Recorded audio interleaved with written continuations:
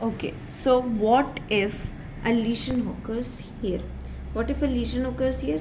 Same occurs, right? Homonymous hemianopia occurs. So you can see that. So this is the fifth one, and then the sixth one is, I'm drawing itself because I can see the book. Okay, sixth lesion occurs here. Sixth lesion occurs here. Now, the speciality about this sixth lesion, I'll be talking about in detail in a separate class. What happens is that in this is fifth one, this is sixth one. What happens here is that the peripheral parts only are affected due to the lesion. Due to the lesion, only the peripheral parts are affected. The macular part are not affected. That is called macular sparing. Macular sparing. Okay, that is called macular sparing.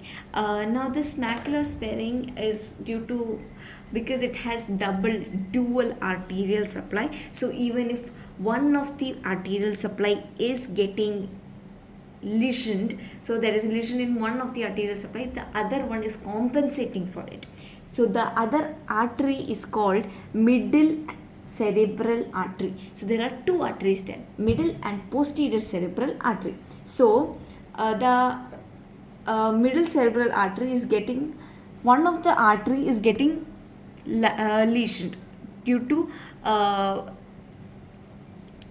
lesion in the occipital cortex, but the other artery is supplying the macular part. So technically it is not getting affected, technically, but it is getting affected. Okay, but technically it is not getting affected, but after some time the lesion may pass to the posterior side or the next artery also, and this can cause complete blindness, which is the similar condition, that is right homonymous hemianopia.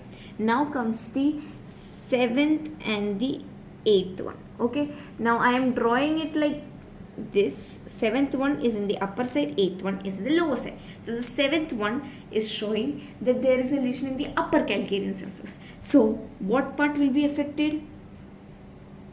See, upper calcarean surface, if you have seen my first video, you will understand. So the lower field of vision, we are drawing the field of vision. Okay, so the lower field of vision will be affected.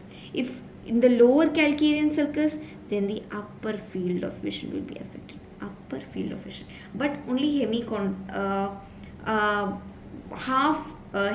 be hemichondrantic anopia. Okay, hemichondrantic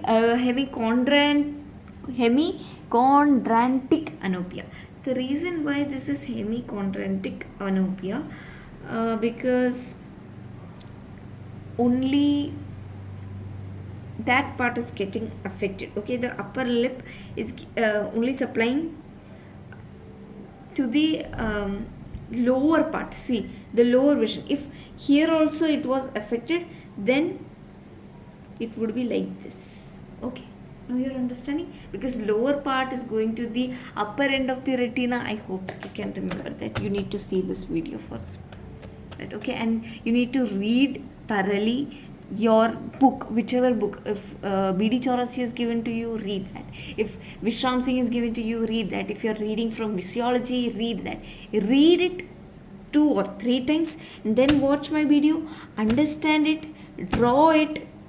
You'll thoroughly remember it forever in your life. Thank you.